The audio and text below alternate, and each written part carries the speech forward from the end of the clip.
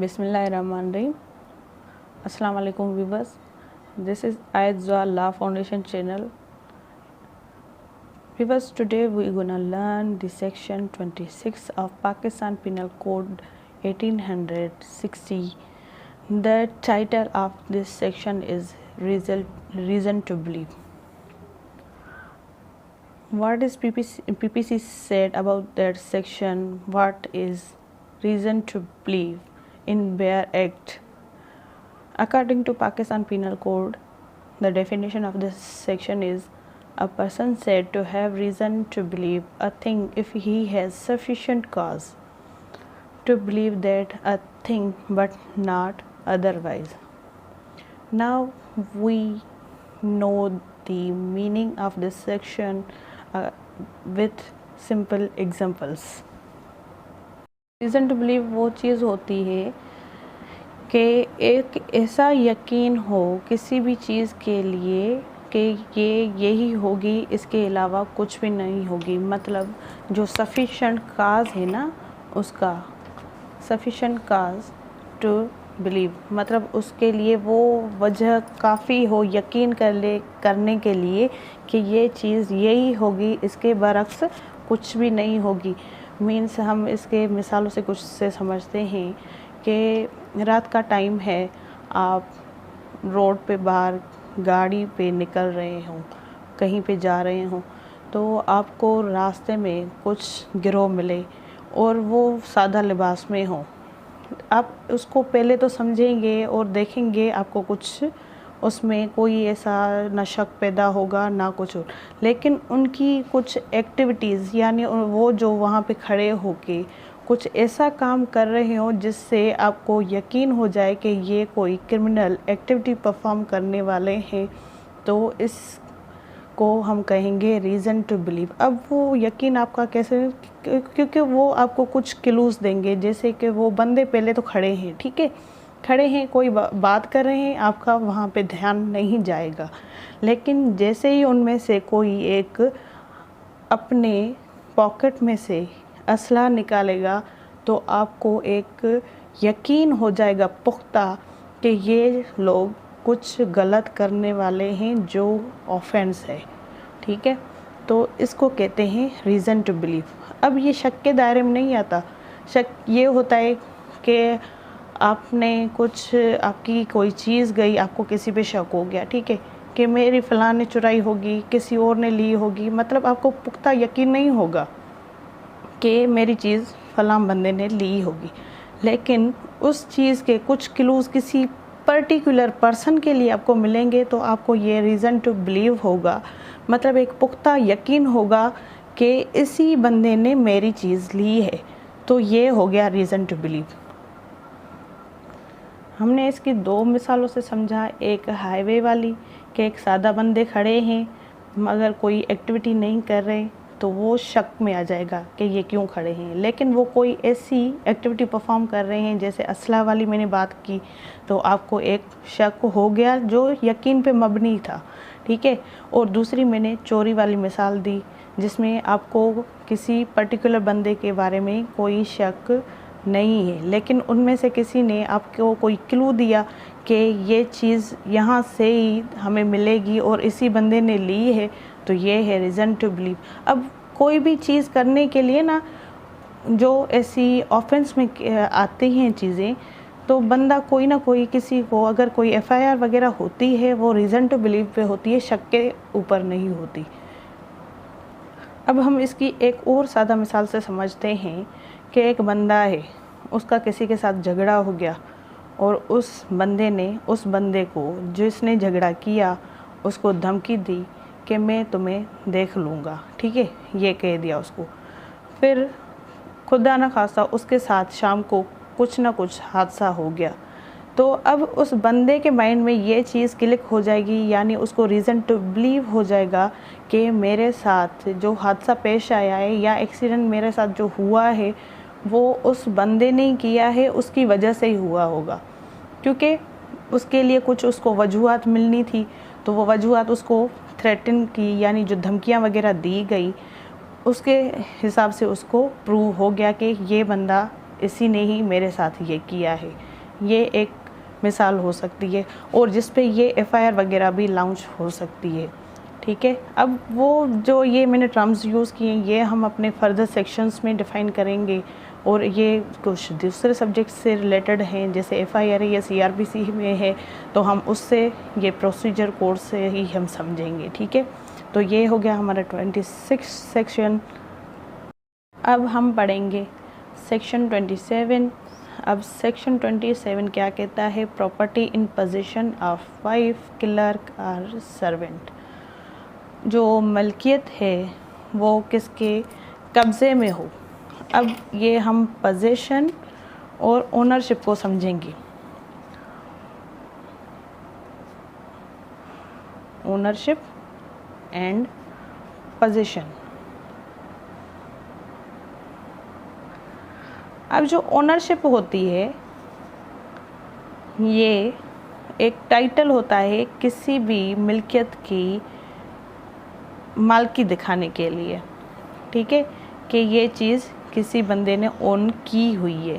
Position किसी की भी हो सकती है। ठीक है, तो पोजीशन और ओनरशिप में यही फ़र्क है कि जो पोजीशन में होगा हो सकता है उसके पास ओनरशिप ना हो। ठीक है, और जो ओनरशिप में है उसके पास पोजीशन भी हो सकती है, नहीं भी हो सकती।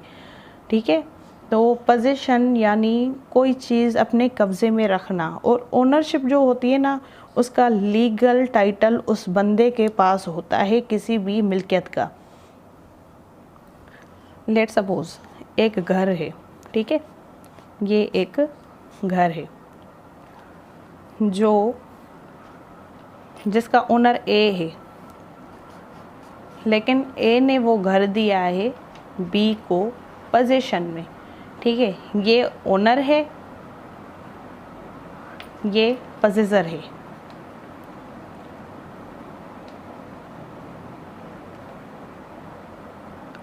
अब इस मिसाल में जो ये ए का घर है, ए चाहे तो किसी भी टाइम बी से अपनी पोजीशन छीन के अपनी ओनरशिप और पोजीशन दोनों साथ रख सकता है, क्योंकि वो लीगल इंटाइटल है उस घर का। ठीक है, तो पोजेसर कोई भी हो सकता है।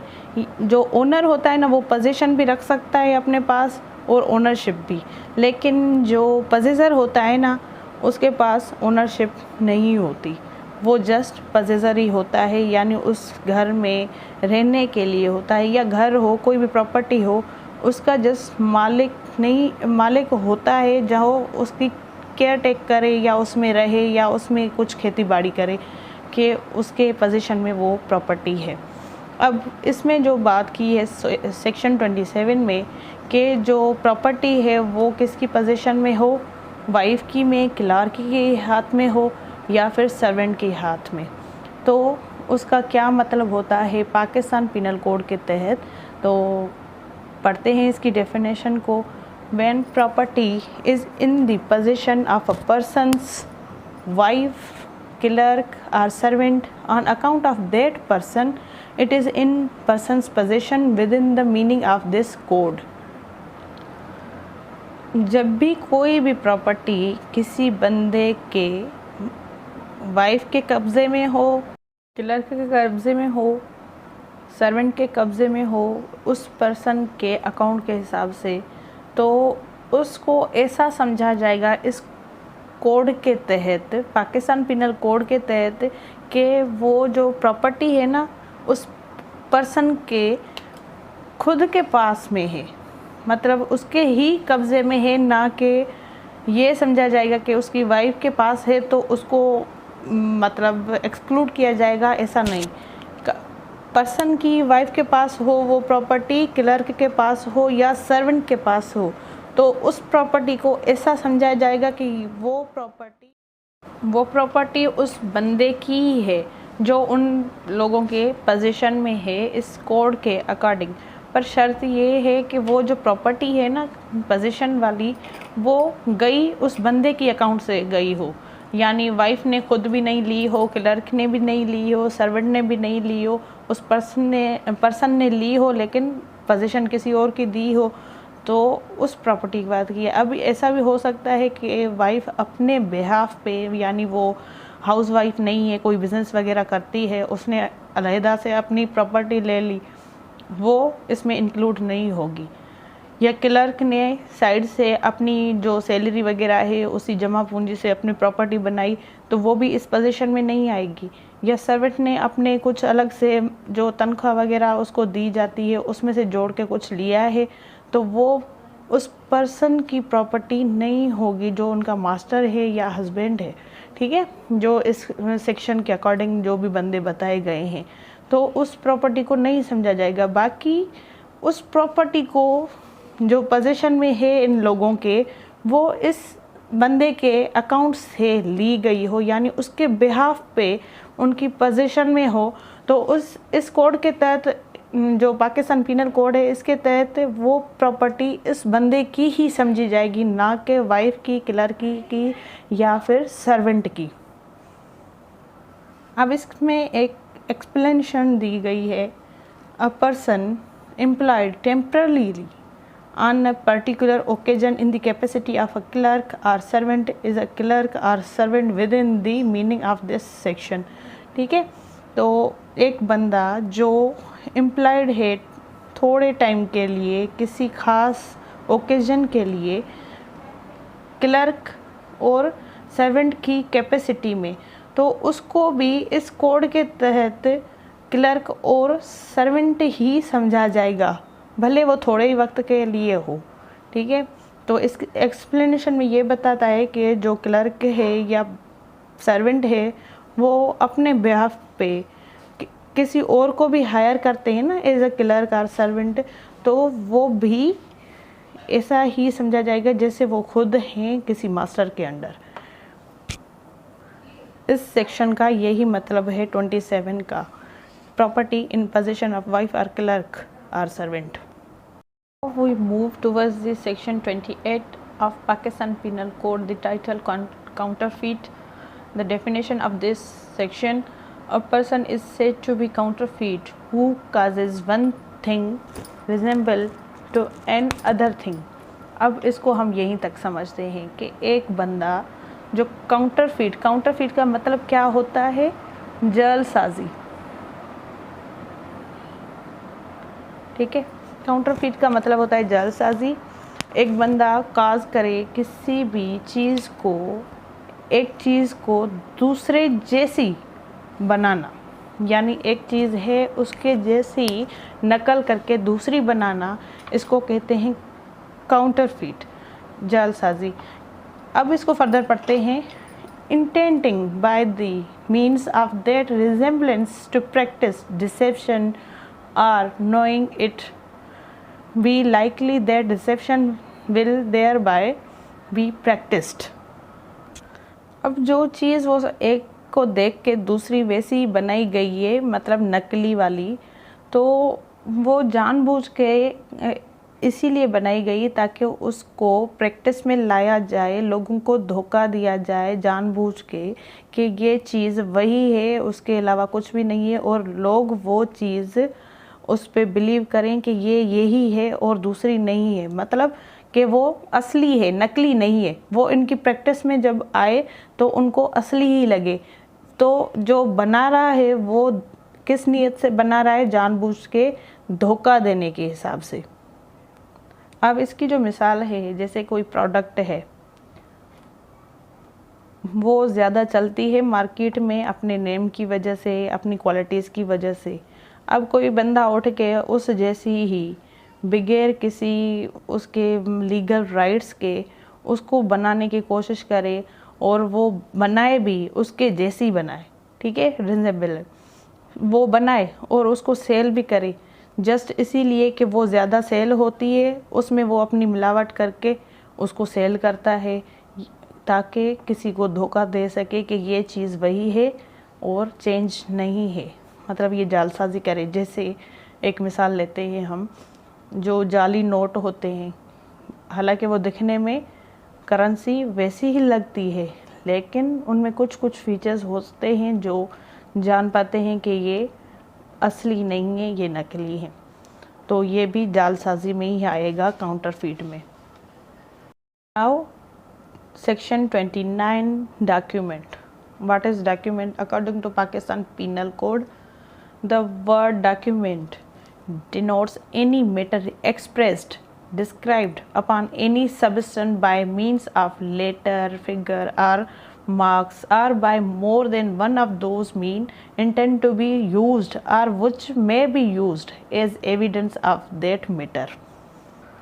अब डॉक्यूमेंट क्या होता है? जो लफ्ज़ डॉक्यूमेंट है उसको ये समझा जाएगा किसी भी मामले में वो ज़ाहिर हो या लिखा हुआ हो किसी भी चीज़ पे, किसी भी चीज़ पे, वो हों चाहे अल्फाज हों, शक्लें हों, निशानात हों या उसके अलावा कोई और दूसरी जो इनसे मिलती जुलती चीज़ें दिखा रही हों, और उसका मकसद सिर्फ ये हो, मतलब वो ख्याल ये किया जा रहा हो कि वो यूज़ होंगी या यूज़ हो सकती हैं एज अ एविडेंस, यानी शवाहिद के तौर पे किसी भी मामले में, तो उसको समझा जाएगा डॉक्यूमेंट। सादा मतलब यही है कि डॉक्यूमेंट वो चीज़ होती है जो किसी भी कार्रवाई में यूज़ हुए हों, मटेरियल पे कोई चीज़ लिखी हुई, निशानी दी गई हुई, चाहे वो वर्ड्स के सूरत में हो या कोई शक्लें बनी हुई हों या कोई साइंस सिंबल्स मिली हुई हों या इस जैसे कोई और चीज़ें हों जो सिर्फ ये ज़ाहिर करें कि आगे चल के ये ना शवाहिद के तौर पे किसी भी लीगल मैटर में काम आ सकते हैं। अब इसकी एक्सप्लेनेशन 1 को समझेंगे।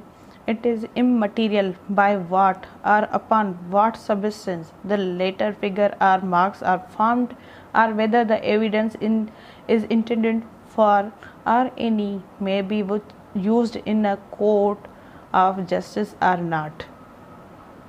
ये इमटेरियल चीज़ें भी हो सकती हैं कि वो क्या हैं, कहाँ पे लिखी हुई हैं, वो जो लेटर्स हैं, फिगर्स हैं, मार्क्स हैं, कहाँ से मिले हैं, तो चाहे वो एविडेंस के तौर पे ये ख्याल किया जाए यूज़ हों भी या ना भी हों कोर्ट ऑफ जस्टिस में, यानी कोर्ट की किसी भी कार्रवाई में वो यूज़ हो भी सकते हैं या नहीं भी हो सकते। कहीं पे भी किसी भी चीज़ पे कुछ भी लिखा हुआ हो तो ये डॉक्यूमेंट्स हो सकते हैं, इनको डॉक्यूमेंट ही समझा जाएगा। अब इसकी इलस्ट्रेशन समझेंगे तो इसमें हमें फर्दर समझ आ जाएगा कि ये क्या चीज़ है। इलस्ट्रेशन है, a writing expressing the terms of a contract which may be used as evidence of the contract is a document। अब एक लिखी हुई राइटिंग में कोई चीज़ है जो टर्म्स हैं, यानी कुछ कंडीशंस या उस पर कुछ चीज़ें लिखी हुई हैं कॉन्ट्रैक्ट के हिसाब से, वो शवाहिद के तौर पे यूज़ हो सकती हैं किसी भी कॉन्ट्रैक्ट के लिए, तो उसको समझा जाएगा डॉक्यूमेंट। अब ये फॉर सपोज एक पेज है जिस पे ये एग्रीमेंट ऑफ कॉन्ट्रैक्ट लिखी गई हो, उस पे टर्म्स भी बताए गए हों कि ये टर्म्स हैं 1 2 3, ठीक है, वो बताए गए हों। अब हो सकता है कि ये कॉन्ट्रैक्ट कामयाब सक्सेसफुली वर्क ना भी करे, ठीक है, तो जो अग्रीव पार्टी होगी ना वो उसको यूज़ कर सकती है क्योंकि ये एक्सप्रेस राइटिंग में है, ठीक है। तो इसको हम समझेंगे कि ये ना डॉक्यूमेंट है, ये जो इमटेरियल बताया गया ना उसके हिसाब से ये लेटर्स, फिगर्स, इसमें सारी चीज़ें होंगी, तो ये भी डॉक्यूमेंट कहलाया जाएगा जो ये एग्रीमेंट वाला पेपर है। अब इसकी और भी मिसालें मिलती हैं, जैसे a cheque upon a banker is a document. जो चेक होती है बैंक की तरफ हमारी, वो भी डॉक्यूमेंट है। अ पावर ऑफ अटॉर्नी, जो अटॉर्नी वाले पावर वाले डॉक्यूमेंट्स होते हैं वो भी डॉक्यूमेंट है। A map or plan which is intended to be used or which may be used as evidence is a document. कोई नक्शा हो या कोई मंसूबा हो जो ये ज़ाहिर करे कि ये शवाहिद के तौर पे इस्तेमाल हो सकते हैं, वो भी डॉक्यूमेंट है। और writing a writing containing directions or instruction is a document. एक लिखाई हुई हो जो ये जाहिर करे जो तरफ होते हैं या रुख होते हैं, डायरेक्शंस होती हैं और इंस्ट्रक्शन हिदायत होती हैं, उस पर लिखी हुई, वो भी डॉक्यूमेंट ही समझा जाएगा, यानी वो डॉक्यूमेंट है according to Pakistan penal code section 29। अब इसकी एक्सप्लेनेशन 2 है, वो है whatever is expressed by means of letters, figures or marks is explained by mercantile or other usage shall be deemed to be expressed by such letter, figures or marks within the meaning of this section, although the same may not be actually expressed। ठीक है, जो भी चीज़ लिखी गई हो या वो ज़ाहिर हो इन सूरतों में, फिगर्स वाली सूरत में और लेटर वाली लेटर फिगर और मार्क्स वाली शक्ल में, जो एक्सप्लेन करे यानी वजाहतें बताए मर्केंटाइल लॉ जो बिज़नेस लॉज हैं उसके बारे में, तो या किसी और यूज़ के लिए जो समझा जाएगा कि ये एक्सप्रेस लेटर्स, फिगर्स, मार्क्स वगैरह जो इस सेक्शन की ही मीनिंग रखते हैं, मतलब वो काम आ सकते हैं किसी और चीज़ के भी हों, मर्केंटाइल लॉ के जो बिजनेस वगैरह हों उनके अलावा भी किसी और यूसेज में हैं, तो उसको भी यही समझा जाएगा इस सेक्शन के तहत कि वो डॉक्यूमेंट है, चाहे वो एक्सप्रेस्ड हों या ना हो, ऊपर वाली शक्लों में एक्सप्रेस हों या ना भी हों, तो उनको समझा जाएगा कि ये भी डॉक्यूमेंट हैं। अब इसको हम समझते हैं कि एक और इलस्ट्रेशन है, A writes his name, A writes his name on the back of a bill of exchange payable to his order. The meaning of this endorsement is explained by mercantile usage is that bill is to be paid to the holder.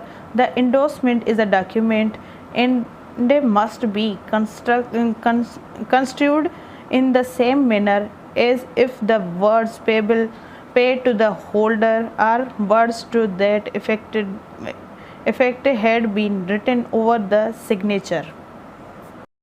अब इसकी माना है कि जो ए है उसने अपना नाम लिखा बिल ऑफ एक्सचेंज के सेकंड साइड, जो इसकी फ्रंट बैक साइड है उसके ऊपर, और उस पे लिखा कि मेरे ऑर्डर के अकॉर्डिंग आप इसको पे कर दें।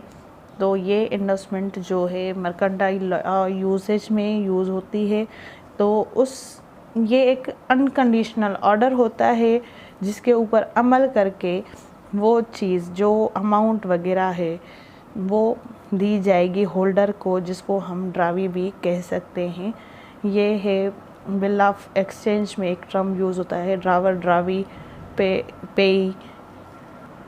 अब उस बिल ऑफ एक्सचेंज पे उस बंदे का नाम भी लिखा जा सकता है, या फिर जैसे उसको ये कहा जा सकता है कि ये बिल ऑफ एक्सचेंज जिसके हाथ में है आप उसको ये पेमेंट कर दें, तो ये भी समझा जाएगा डॉक्यूमेंट, बट शर्त ये है कि वो लिखा हुआ हो सिग्नेचर के साथ बिल ऑफ एक्सचेंज में। इस इलस्ट्रेशन के मुताबिक ये इसकी माना है।